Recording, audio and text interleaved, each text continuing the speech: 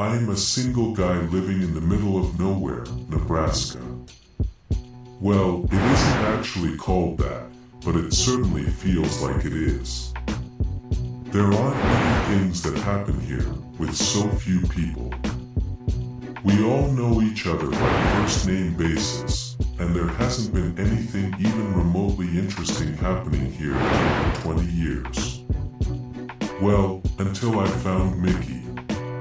Mickey was an orange and black cat, fairly small but surprisingly well fed for a feral cat. There wasn't a collar or anything, and there weren't any cats I knew about in the town, so I decided to adopt the thing and name it Mickey, due to her first pattern creating the vague shape of a monster, with too many legs and too many eyes all over her body. She was pleasant enough, and quite a lap cat. After about a week, I decided to let her sleep with me. That was when things started happening. I normally cannot remember my dreams for more than a few minutes after I wake up, but about 3 weeks after Mickey started sleeping with me, I remembered them much better. That would be cool and all, if said dreams weren't becoming nightmares. Every single night. I remember each one clearly, usually going from regular dreamy madness to dead silence and cold wind in seconds. That was the only warning, before something began to torment me. It was different every night, but it always ended the same way, unless I became lucid enough to wake myself up before it happened. I would always die to a piercing wound at the end of every night.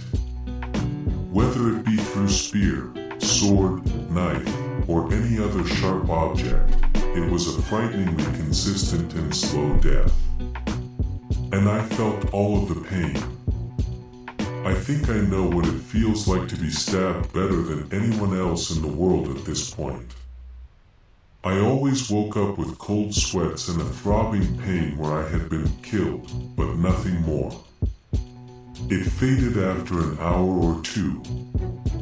I could never extract any details, besides the fact that it had at least 4 eyes and 5 limbs.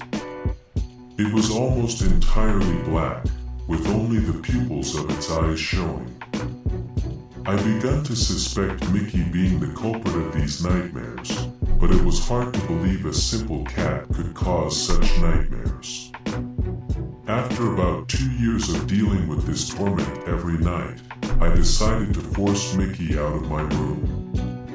She did not like that at all, and tried to get in my room by all means it could, screaming and slashing at the door. Her attempts were futile, however, and I finally went to sleep. No nightmares, at least that's what I thought. Until I woke up. I looked out the windows, and pure darkness gazed right back. Mickey was still screeching and clawing, but even more desperately. I could hear her voice weakening due to her constant screams at this point. I looked at the clock, and it said 1:30 p.m. I knew the one person who might be behind the darkness, so I called out his name. "Come on, Seth, I know you did this. Can you please remove this darn filter?" He didn't respond. But someone else did. "You thought that damned cat was the source of your nightmares, did you? You thought my many hundreds of attempts to kill you were just figments of your imagination, didn't you?" The voice came from the darkness, as pale eyes and a gaping maw appeared from the darkness to speak and watch me. I tried so many times to get to you, but the cat you called Mickey stopped me. She turned my assault from the physical realm to the dream realm. You certainly remember all of that pain you felt, yes? Why, yes. I answered, shivering. Mickey kept clawing at the door, but her screams became louder, and her claw strikes at the door became louder and deeper. The darkness sneaked into my room, and multiple tendrils of darkness formed into sharp spear points, aimed at me. You will feel all of that pain at once. It will be excruciating, and you will die slow. The darkness was cut off by the door exploding into wooden shrapnel. Mickey was now the size of a tiger, with the masses of black on her body shifting constantly, like a lightning bug trying to escape a jar. She leaped at the darkness, cutting through it, before diving into them. Darkness. It screamed as it shrunk down rapidly, disappearing from view, until nothing but Mickey remained, back to her normal slightly overweight size outside my window. Her black pattern on her fur had gained a new high, and a large area with sharp black teeth-like markings opened, revealing her orange fur below. Thanks so much, Mickey.